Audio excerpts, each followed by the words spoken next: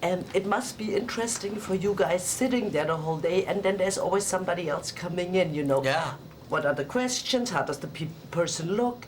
That's like a surprise every time the door opens. Yeah, it is. I mean, you definitely do hear a lot of the same questions. Yes. But we do have the opportunity to meet some very awesome, interesting people.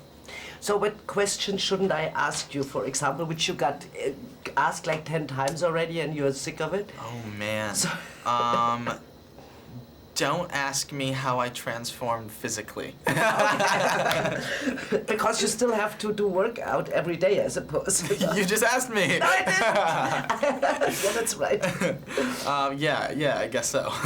Yeah, of course, that's a very obvious question, but also, I saw you standing in the cold. They showed the making of, you know, in the hospitality. Oh, really? Yeah, I want to see this. I haven't seen this. Yeah, you go over and look at it. Okay. And it's like, you know, how you shot the movie, and it looked very chilly, actually. Yeah, I'm sure. In between, did you catch some cold or something, or how did you stay warm, or was it just running around? Luckily, I did not get sick during the filming. Don't ask me how. I don't know. But yeah, we're filming in the Pacific Northwest in March. So for the whole first month of filming, it's snowing. That's how cold it is. And I obviously did not have the opportunity to wear much clothing. Yes. And then also the running around. When you ran, did you think of did you look at film and documentaries about wolves, the way they move? The only difference is the way, as simple as walking, the way Jacob walks pre-transformation is different from how he walks post. It's just, as soon as he transforms, he all of a sudden becomes just more agile. So I'm not like walking around like a wolf, but it's just, everything is smoother. Yes, it seems like, you know, more animalistic. Right, somehow. Exactly. And then also you have this green screen, I think, later on behind, because you jump up and then you hang on. You know, it looks very acrobatic. You hang on some ropes or whatever that was. Which part? You know, when you transfer into the wolf, you jump up and then you hang. I saw that outside. Right. I got you. In the making of. That must feel like flying somehow, no? It felt pretty cool. Yeah, it's really interesting because for that shot, I'm attached to wires for the last bit. Right when I jump, they fling me up in the air. I come to a jolting stop, and then I have to freeze there for a second and just trust that they're going to convert my body into a really cool-looking wolf, and I think they did. And you had to hold yourself. It cost a lot of self-control, body control in that sense, to stay like this, no? Yeah, definitely. It was challenging, but it was fun. Acrobatic. Also, Jacob makes, for me, the biggest transformation as a character in the movie, because he really changes. How was that for you? It was difficult, especially because some days I'd have to film a pre-transformation scene and a post-transformation on the same exact day. Like before lunch, I'd do a pre-transformation, and I have to be in the mindset of I am just a happy, outgoing kid. And then as soon as lunch is over, I have to snap into somebody who's dealing with a lot of issues inside, and he comes across as kind of an angry person on the outside. Yeah, but how do you do that what kind of actor are you, you know, in the sense of, do you have to go in your trailer, think about it, or does it come very quick to you? How do you work on things like that? It's mainly preparation before we start filming, like the book. And sometimes, or all the time, I'll read the scene at night out of the book that we're filming the next day, and that really helps. But just knowing the book and the character inside and out is a major help and is definitely necessary.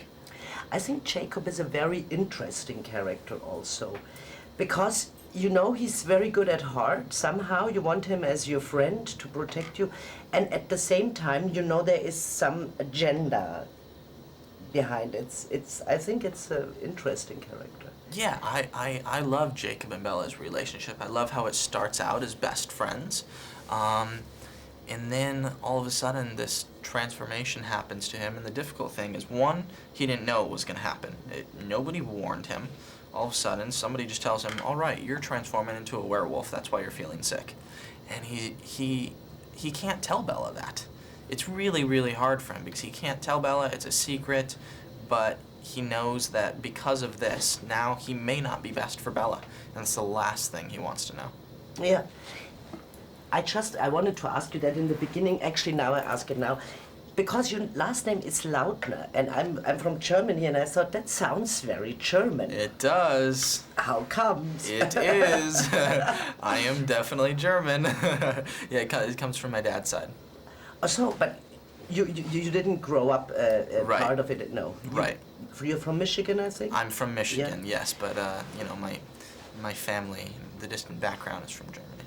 And are you American, German, or what is the other background? Or do you have a lot of... I'm German, Dutch, and French. Wow. Yes. That's exotic. That's nice. Yeah, I'm not really sure where the darker skin comes from. Maybe probably the French side. I think so too, because you Yeah. don't look actually German to me. Right. I mean, I don't look German, but I guess. because I thought maybe you have a Native American, Right. in- Mainly German, Dutch, and French. Ah, okay. Mm-hmm. So, and then being a part of the whole thing, Taylor, how is it for you? How did that change your life? A question you got a lot, I know, but still it changed your life, I'm sure. Yeah, absolutely. The major things is, one, it allows me to do what I love doing, and that's the best thing possible. The other thing is, I'm a lot busier than I was before. We've spent the past 6 out of 8 months filming the movies in Vancouver. Now I'm traveling the world for this international press tour, and I'm having a lot of fun. I'm having the time of my life. That sounds very good, but it sounds also like, do you get what's going on outside? Because you just read the third one, you're doing press now, then you're traveling. Do you get, do you know what's going on in the real world, whatever that is? Yeah, I mean, we definitely have time to escape sometimes, but I don't know. I mean, when I do have time off, I'm spending it with my family and friends as much as possible. And in the gym, to come back to that. Yeah, exactly. And also, because I'm doing it also for Swiss TV, Okay. and you have a lot of fans in Switzerland, they told me. We had some fans fly in from Switzerland to the set in Vancouver, actually. Oh, no. Yeah, we had people that, and I could tell they were from another country, and I was like, oh, where are you guys from? And they were like, Switzerland. I was like, no, wait, you flew here just to say hi? And they're like, yeah, it's amazing. We were the best fans. They have to know in Switzerland. Exactly. You've ever been there in Switzerland? I haven't, no, hopefully soon. Yeah, you can, on one of your press tours. Yeah, I'm sure we'll stop by there soon. So they come from all over the world. I didn't know that either. Oh, yeah. Oh, wow, this is perfect. We actually had 2 countries that I knew of. People flew in from Germany and Switzerland. So that's very interesting. But you're going on a tour to Germany now also, I heard, like in 10 days or something. Yeah. No, even earlier. Yeah, we're starting tonight. I leave for Paris tonight. And we are going Paris, London, Madrid, Munich. Any tips against jet lag? What you gonna do? With the jet lag thing, when you travel the time zones? Oh, gotcha. No,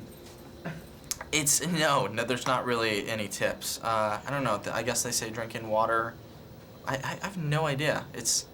It can become difficult, but we're having a lot of fun, so that kind of just keeps our energy up, and we live off of the fans' adrenaline, kind of.